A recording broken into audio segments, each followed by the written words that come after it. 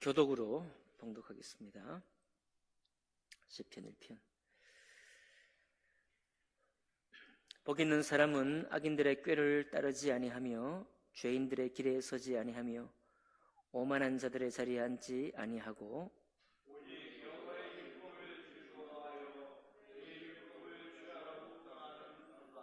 그는 시냇가에 심은 나무가 철을 따라 열매를 맺으며 그 잎사귀가 마르지 아니함 같으니 그가 하는 모든 일이 다 형통하리로다.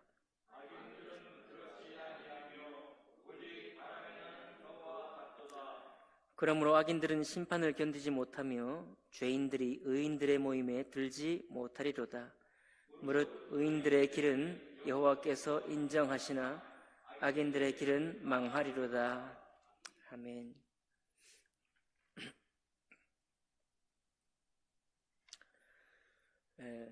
우리 시편 1편의 이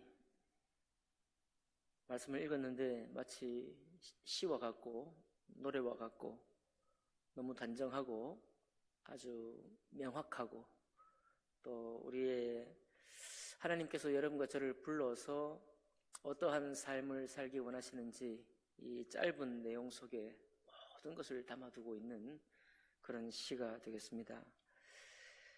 여러분과 제가 한평생을 살면서 행복한 사람, 복 있는 사람이 되기 원하고 또 그렇게 주님께서 우리에게 보여주시는 행복한 삶을 살기를 원합니다. 그러려면 여기 있는 이 간결하고도 단정하게 그리고 명확하게 정리된 이 말씀이 어떤 뜻인가, 어떤 말씀인가 우리 스스로 분명히 고백할 수 있어야 되겠습니다. T.S. 엘리엇이라는 시인은 우리 4월을 시작하면서 여러분 우리가 다 알고 있는 딱 첫 번째 구절이 있죠. 4월은 잔인한 달이다. 4월에는 모든 만물이 소생하죠. 꽃들도 피어나고 대지에 이제 우리 주변에 보면 겨우내 움츠려 있던 그 새싹들도 자라고 있고 또 모든 농작물은 새로 심겨지고 그렇게 해서 갈색뿐이었던 온 세상에 생명의 푸르름이 솟아나는 계절입니다. 그런데 왜 4월이 잔인한 달이냐? 물론 그 시의 배경이 이제 세계대전이 끝나고 세계대전으로 온 땅이 황폐된 그 환경들을 안에서 쓴 시이기 때문에 한편으로 보면은 자연 만물은 항상 소생하죠. 철을 지나고 1년이 지나면 다시 살아납니다. 모든 것들은 죽어 있는 것이 아니고 움츠려서 있다가 황폐한 것처럼 보이지만은 그 속에서 생명이 다시 움터서 새롭게 솟아납니다. 그런데 그 자체가 소망이 없다는 거예요. 이 시인이 볼 때는. 그러니까 죽지 않고 계속해서 소생만 하는, 하나님을 깨닫지 못하고 반복만 하는, 우리가 이 소생하는 자연을 보면서 하나님의 구원받은 사람은 하나님의 그 창조의 힘을 느끼고 모든 생명력을 느낍니다. 그것은 마땅한 것이죠. 그런데 그것이 사람에게 적용될 때에는 우리의 욕망은 끊임없이 다시 솟아나고 그 욕망이 부딪힐 때 전쟁이 일어나고 그 욕망이 부딪힐 때 싸움이 일어나고 싸움만 일어나는 것이 아니고 거기에 시체가 널브러지고 그런 역사가 반복되고 있는 것을 보고 멀리 있는 전쟁의 나라만 있지 아니하고 우리의 가까운 바로 우리 현장 속에도 온갖 다툼이 자행되고 있는 것을 볼 때 소망이 없다. 이 인생이 살아가는 모든 땅은 생명이 죽어 있는 것 같은 황무지에 불과하다. 언제 이것을 가장 역설적으로 느끼느냐? 이 생명이 소생하는 4월, 이 4월에 이 황무지 같은 세상을 느낀다. 그런 시를 썼습니다. 어떤 영문학자가 이렇게 평가를 했어요. 이 황무지라는 시죠. 황무지에 등장하는 겨울의 따스함을 쫓아 남쪽으로 가는 아주 유력한 사람들, 또 종교적인 신념을 잃고 방황하는 사람들, 문명의 값진 유산을 허례허식의 수단으로 사용하는 상류계층의 속물들, 생명력의 원천으로서 성의 의미를 생각하지 못하는 방탕한 여인들, 상업적 이익에만 몰두하는 장사치들, 구원의 기사를 유혹해서 위험에 빠뜨리는 거리의 여인들 등 수많은 인물들은 모두 황폐한 정신을 지녔으면서도 절망해 본 적이 없는 정신적으로 죽은 사람들이다. 이렇게 이제 평가를 했어요. 바로 그런 사람이 신앙적으로 성경에서 기록한 것이 바로 시편 1편에 나옵니다. 복이 없는 사람들이 먼저 등장하죠. 복 없는 사람들은 죄인들의 꾀를 따르는 사람들이다. 악인들의 꾀를 따르는 사람들이다. 악인들의 꾀를 따르는 사람들이 굉장히 많다는 것이죠. 이게 악인들의 꾀를 따르는 길인지 아닌지도 구분하지 못한 채로 좋아라 하면서 따라간다고 하고 있고, 죄인들의 길에 서는 사람들이 많다는 것입니다. 죄인들의 길이. 이것이 죄인들의 길인지 아닌지도 모른 채로 항상 새봄이 돌아오는 것처럼 자기 욕망을 다시금 거기에 한 번도 절망해보지 못한 정신으로 그 길에 서는 사람들이 많다는 것입니다. 오만한 자들의 자리에 앉는 사람들이 많다는 거예요. 이런 사람들이 많이 있는데 이 많은 사람들이 다 스스로는 복 있는 길이라고 확신하고 나아간다는 것이죠. 스스로는 이것이야말로 내 행복을 지키는 길이고 내 행복을 찾는 길이라고 해서 달려나가는 것입니다. 그런데 주님께서 말씀하실 때 복 있는 사람이 누구냐 하면 오직 여호와의 율법을 즐거워하여 그의 율법을 주야로 묵상하는 사람이다. 교회의 무슨 요란한 행사가 여기에 있지 않고요. 우리가 하는 이 봄에 정말 즐겁고 감사하고 기쁘게 우리가 하기 원하는 야외 활동 얼마나 소망이 됩니까? 얼마나 기쁨이 돼요?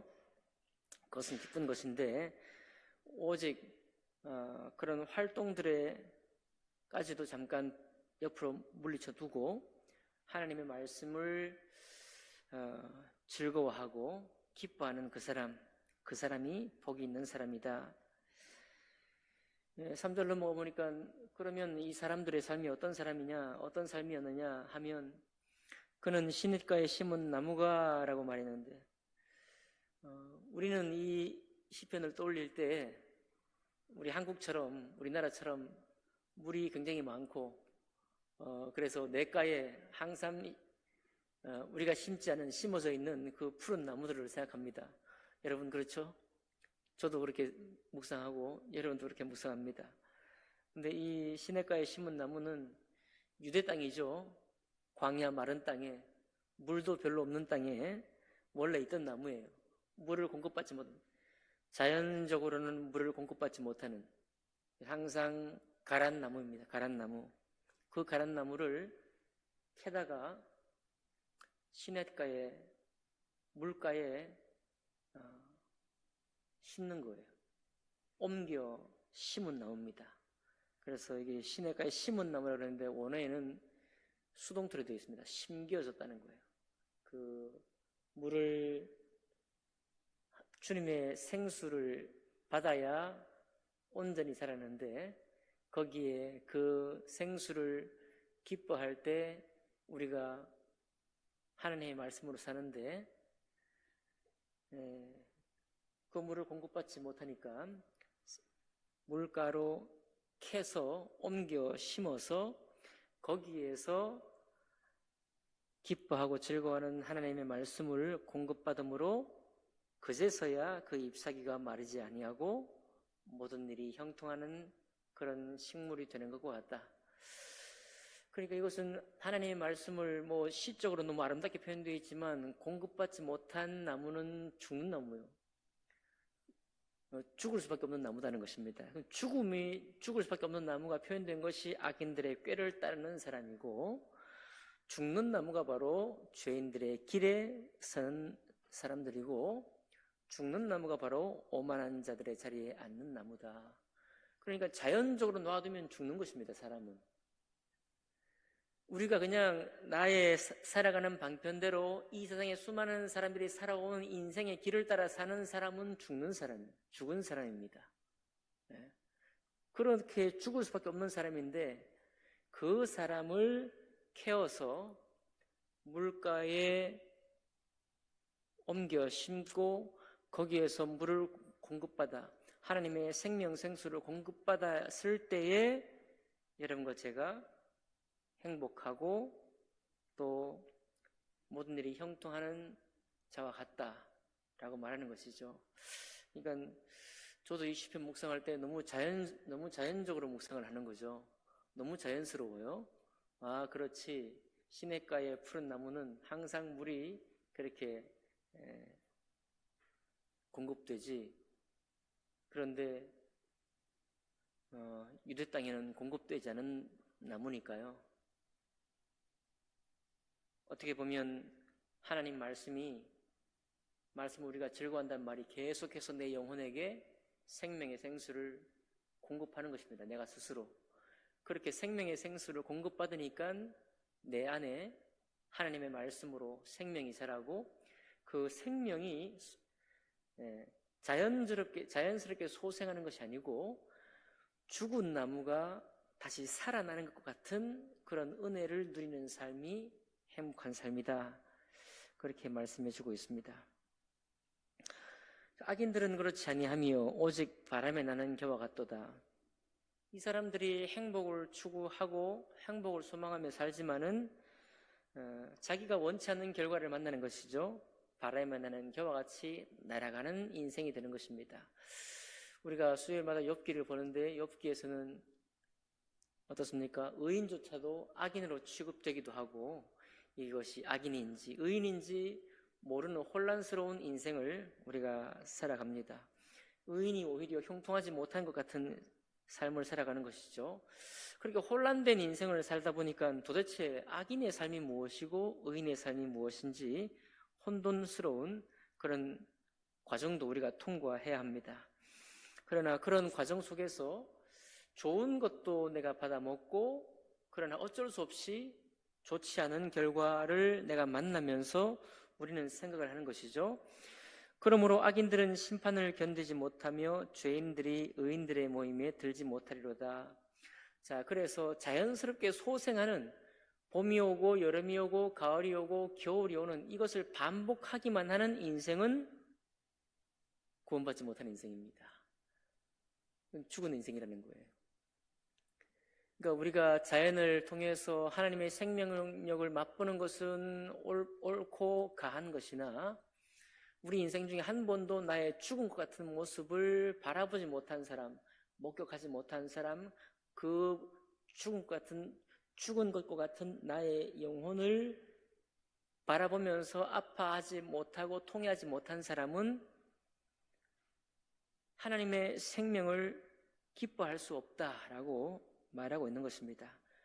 다행스러운 것은 1절에서는 오직 악인들이 많고 죄인들이 많고 오만한 자들이 많은 것 같은데 5절에 와서 보니까 이렇게 세상에 없을 것 같은 의인들로 나와요. 의인들의 모임이 따로 있다. 그리고 그 의인들의 모임에 악인들은 들지 못한다 이렇게 말하고 있습니다. 마지막 6절 볼까요? 무릇 의인들의 길은 여호와께서 인정하신다. 하나님이 아신다 그런 것입니다. 이게 그렇죠. 욥과 같이 세상에서 공격만 당하고 자기의 의로운 삶을 인정받지 못할 경우도 많이 있는데요. 그런데 하나님께서 여러분과 저에게 마치 작은 소리로 속삭이듯이 하는 말이 뭐냐면 내가 너를 안다는 것입니다. 이게 무슨 그렇게 대단한 축복인가요? 엄청난 축복이죠. 하나님이 너의 걸어가는 길, 내가 나와 함께 동행하는 이 인생을 내가 안다 라고 우리 주님께서 인정해 주시고 악인들에게는 망한다 라고 말씀하고 있습니다. 이것이 신약에 발전된 신약에서 새롭게 우리에게 제시하는 삶이 산상수훈의 말씀입니다. 복 있는 사람은, 심령이 가난한 사람은 복이 있다. 그쵸? 마음이 청결한 사람은 복이 있다. 온유한 사람은 복이 있다. 긍휼히 여기는 사람은 복이 있다. 의를 위하여 핍박받는 자는 복이 있다 라고 하는 말씀, 그 어떤 말씀에도 재물의 물질의 부요가 거기에는 들어있지 않습니다. 그거는 우리에게 기쁨이죠. 우리 중에 어떤 누군가 있어 그렇게도 안타까웠던 인생의 수많은 물질을 다 누리고, 그리고 물질을 인해서 누린 삶이 살아보니 허망하다, 그런 고백을 하는 사람이 있으면 좋겠습니다. 네, 또 그런 부요를 맛보기도 원합니다. 그렇지만 그런 것을 통해서는 하나님이 여러분과 저에게 약속한 복 있는 삶을 우리가 맛보지를 못하는 것입니다. 이것이 시편 1편이 시편 150편 전체를 가늠하면서 여러분과 저에게 제시하는 행복한 삶이고요, 성경 전체를 통해서 누가 행복한 사람이냐, 행복한 사람을 하나님이 간단하고도 명확하게 정의해 주고 있는 내용입니다. 우리의 신앙의 삶이 이런 삶을 누리고 기뻐할 수 있기를 원합니다.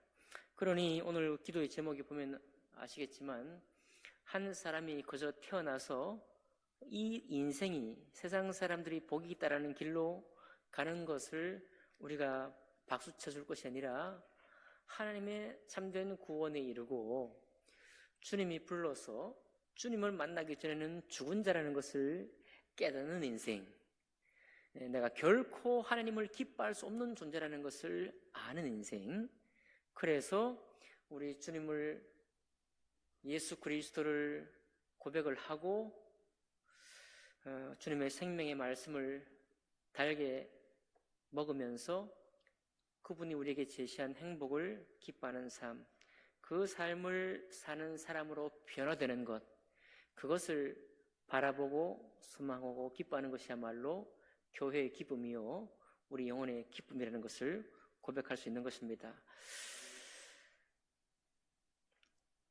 여러분과 제가 하는 우리의 남아있는 우리의 신앙생활, 남아있는 인생이 세상에서 좋다고 하는 모든 것들을 한 번씩 다 우리는 맛보게 될 것입니다.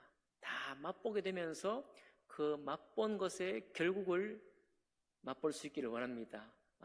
악인의 모든 추구하는 바는 바람에 나는 겨와 같다는 것을 목격할 수 있기를 원해요.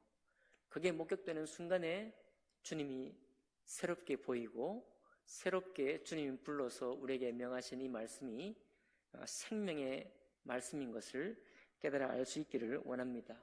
그와 같은 이 역설적인 4월 한 달이 되기를 주님 이름으로 축복합니다.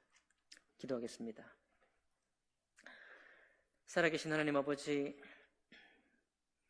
모든 만물이 소생하고 창조주 하나님의 능력의 말씀이 우리 눈에 보이고 우리 손으로 만져지고 우리 몸으로 느껴지는 이 계절을 주셔서 감사드립니다. 아버지 하나님, 그러나 엘리엇의 시가 고백했던 것처럼 참으로 다시 살아나지 못하고 항상 반복하기만 하는 역사, 반복하기만 하는 인생이라고 한다면 주님이 우리에게 허락하신 참된 기쁨과 행복을 맛보지 못한다고 말씀했습니다.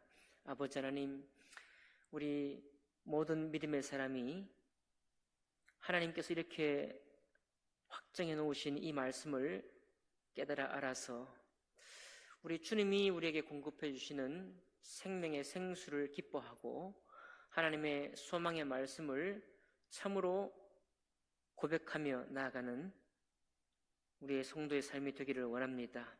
이 조용하고도 이 안온한 삶, 하나님 말씀을 기뻐하는 그 삶이야말로 우리가 평생을 통해서 추구하고 기뻐해야 될 그런 삶인 것을 주님 앞에 고백합니다. 특별히 하나님 아버지 우리를 구원해 주셔서 감사드립니다. 우리의 육체의 죽음을 맛보게 해주셔서 감사드립니다. 인생이 인생만으로 남겨졌을 때 아무런 소망이 없던 것을 목격하게 하신 것을 감사드립니다. 그러므로 우리 주 예수 그리스도 안에 있는 생명의 구원이야말로 참으로 기뻐하고 찬양할 유일한 하나님의 축복인 것을 고백하게 하신 것을 감사드립니다. 이 4월에 있을 침례식과 이제 부활주일과 또 고난주간을 통해서 주님의 말씀에 참여하는 이 모든 일에 관해서 이 모든 일에 하나님 아버지 우리의 신앙을 새롭게 인도해 주옵소서. 그렇게 하실 주님을 찬양하며 감사할 때 귀하신 우리 주 예수님 이름으로 기도하옵나이다. 아멘.